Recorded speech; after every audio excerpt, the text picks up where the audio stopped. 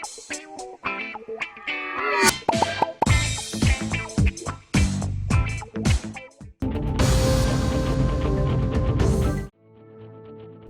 ख़ानदान के साथ शॉपिंग के लिए जाने वाली खातून सड़क हादसे में हलाक हो गई। ये वाक़या हैदराबाद के मदाफाती इलाके पटन चेरू पुलिस स्टेशन हदूद में आया पेश। तफसीलात के मुताबिक किश्ता रेड्डी पेट से ताल्लुक़ रखने वाली 35 साला श्रवणी अपने शोहर पवन और बच्चों दीपा सिवी और ऋषा सिवी के साथ पटन चेरू के वैल्यू जोन में खरीदारी के लिए स्कूटी पर जा रही थी। जब उनकी गाड़ी मातुंगी अंडरब्रिज के करीब पहुंची तो एक तेज रफ्तार खानगी बस ने पीछे से स्कूटी को टक्कर दे दी। टक्कर इतनी शदीद थी कि श्रवणी मौके पर ही हलाक हो गई, जबकि उनके शोहर और बच्चे जख्मी हो गए। जख्मियों को फौरी तौर पर एक खानगी अस्पताल मुंतकिल किया गया, जहां उनका इलाज जारी है। पुलिस ने श्रवणी के नाश को पोस्टमार्टम के लिए पटन चेरू एरिया अस्पताल मुंतकिल कर दिया।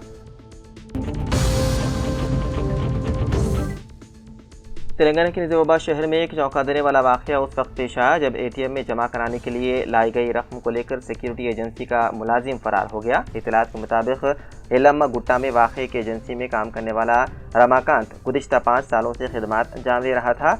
हाल ही में उसे एक बैंक के एटीएम में रकम लोड करने की जिम्मेदारी दी गई थी, जिसके तहत वो 40,50,000 रुपये ले जा रहा था। ताहम रकम ले जाने वाली गाड़ी में ताख़ीर होने पर रमाकांत मौके का फ़ायदा उठाया और पूरी रकम के साथ फरार हो गया। एजेंसी के अमले ने फौरी तौर पर पुलिस में शिकायत दर्ज करवाई, जिस पर मुकदमा दर्ज करते हुए तहक़ीक़ात शुरू कर दी गई और मुलज़िम की तलाश जारी है।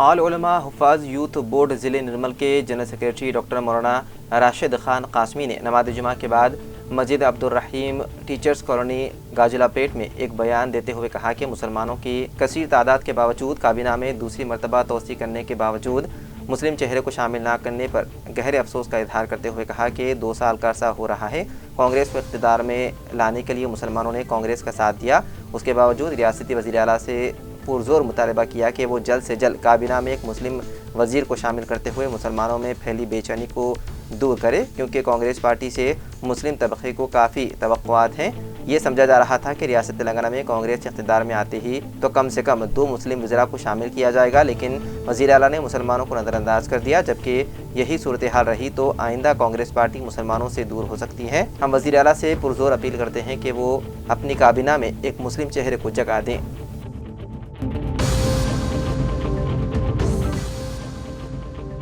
नामपल्ली असेंबली हल्के में मजलिस और कांग्रेस के दरमियान तनाज़ा रोज़ बरोज़ शिद्दत इख्तियार करता जा रहा है। एआईएम नामपल्ली के एमएलए माजिद हुसैन के विजयनगर कॉलोनी के दौरे के बाद ये तनाज़ा शुरू हुआ, जहां जीएचएमसी के एहलकार मुबैना तौर पर गैर कानूनी तामीरात को हटाने के लिए पहुंचे थे। अब दोनों पार्टियों के हामियों के दरमियान लफ्जी जंग शुरू हो गई। 3 दिन कबल माजिद हुसैन ने विजयनगर कॉलोनी का दौरा किया, जब एक मुकामी रिहायशी ने इत्तला दी है कि गैर कानूनी तामीरात की शिकायत के बाद जीएचएमसी के अहदेदारों ने उनके मकान को मुनहदिम करने का मंसूबा बनाया है। दौरे के दौरान एमएलए ने दावा किया है कि कांग्रेस से वाबस्ता कुछ मुकामी लोग रिहायशियों को हरासा कर रहे हैं और जबरी वसूली की कोशिश कर रहे हैं। कांग्रेस लीडरों ने एक प्रेस कॉन्फ्रेंस की, जिसमें एमआईएम के नामपल्ली हल्के में बदनुमानी की हौसला अफजाई का इल्जाम लगाया। उन्होंने बताया है कि कांग्रेस के नामपल्ली एमएलए उम्मीदवार फिरोज खान ने तरक्याती कामों की निगरानी और गैर कानूनी तामीरात और तजावुजात को रोकने के लिए एक टीम तश्कील दी थी।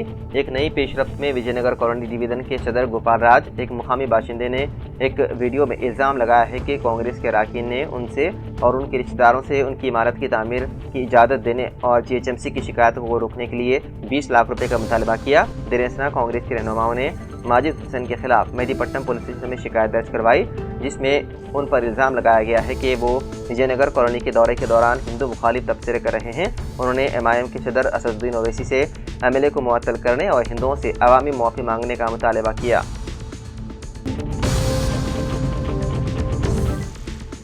उत्तराखंड के केदारनाथ में इतवार की सुबह एक हेलीकॉप्टर हादसे का शिकार हो गया। गुप्त काशी से केदारनाथ धाम के लिए उड़ान भरने वाला आर्यन एविएशन हेलीकॉप्टर गौरीकुंड सोनप्रयाग के जंगलों में गिरकर तबाह हो गया। इस हादसे में 7 लोगों की मौत हो गई। हादसे की इत्तला मिलते ही रेस्क्यू टीम मौके पर पहुंच गई। रिपोर्ट के मुताबिक यह हादसा मौसम खराब होने की वजह से पेश आया। हेलीकॉप्टर में 7 लोग सवार थे, जिनमें 7 की मौत हो गई, जिसमें एक बच्चा भी शामिल है। हादसा ऊंचाई पर होने की वजह से रेस्क्यू टीम को मौके पर पहुंचने में काफी ताखीर हुई। बताया गया है कि हेलीकॉप्टर में गुंजाइश से ज्यादा अफराद सवार थे।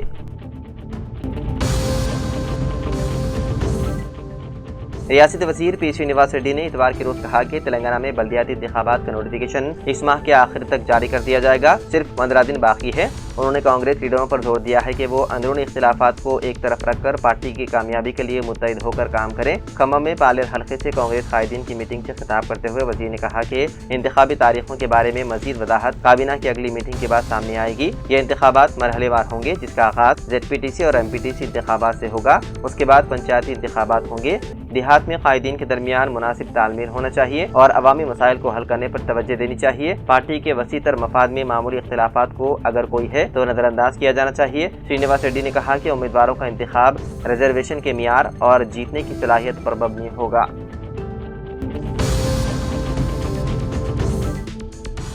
हैदराबाद की KPHB कॉलोनी में PG हॉस्टल की लड़की लापता हो गई। KPHB कॉलोनी की एक वुमेन्स PG हॉस्टल में रहने वाली ये लड़की लापता हो गई। पुलिस के मुताबिक 25 साल दीपिका, जो वरंगल की रहने वाली है, 1 जून से KPHB कॉलोनी की रोड नंबर 2 पर वाक़े VR वुमेन्स PG हॉस्टल में मुकीम थी। जुमेरात की शाम तकरीबन 4 बजे वो हॉस्टल से बाहर निकली, मगर उसके बाद वापस नहीं आई। हॉस्टल इंतजामिया ने फौरी तौर पर दीपिका के घर वालों को इसके बारे में मुतला किया। जुमे के दिन दीपिका के भाई ने KPHB पुलिस स्टेशन में बहन की गुमशुदगी की रिपोर्ट दर्ज करवाई। पुलिस ने सिलसिले में केस दर्ज करते हुए दीपिका की तलाश में है मसरूफ।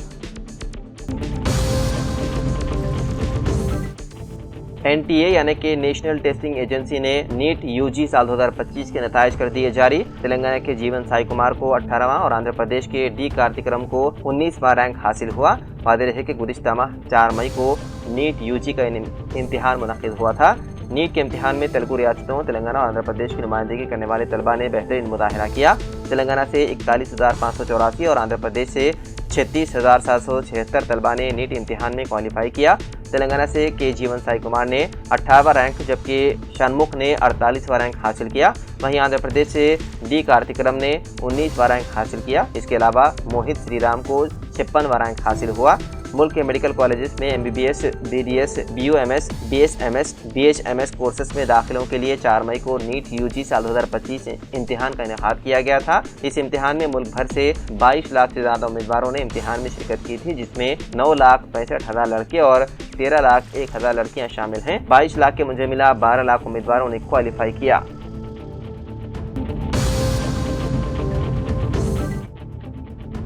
राजा सिंह को जान से मारने की मिल रही है धमकियां। पुलिस सिक्योरिटी में इजाफे का मुतालबा। गोशा महल से बीजेपी के रुकन assembly Malone T Raja Singh ने मंगलहाट पुलिस से रुजू किया और इल्जाम लगाया कि उन्हें 2 दिन कबल नामालूम अफराद की जानिब से धमकी अमेज फोन कॉल मौसूल हुई थी। राजा सिंह के मुताबिक चारशंबे की शाम तकरीबन 4 से 4:15 के दरमियान कुछ नामालूम अफराद ने उन्हें कम अज कम 9 फोन कॉल्स किए, जिनमें गुमनाम कॉल करने वालों ने उन्हें धमाका खेज मवाद से जान से मारने की धमकी दी और उनके खिलाफ नाजेबा जुबान इस्तेमाल की। MLA ने पुलिस से दरख्वास्त की है कि वो इसकी मुकम्मल इंक्वायरी करे और धमकी के पेश नज़र उसे और उसके अहले खाना को तहफ़्फ़ुज़ फराहम करे। उन्होंने दावा किया है कि पहले की गई मुतादिद शिकायतों पर पुलिस की तरफ से कोई जवाब नहीं मिला। मंगलहाट पुलिस मामले की जांच कर रही है। रियासती हुकूमत ने राजा सिंह को बुलेट प्रूफ गाड़ी और 2+2 सिक्योरिटी फराहम की है।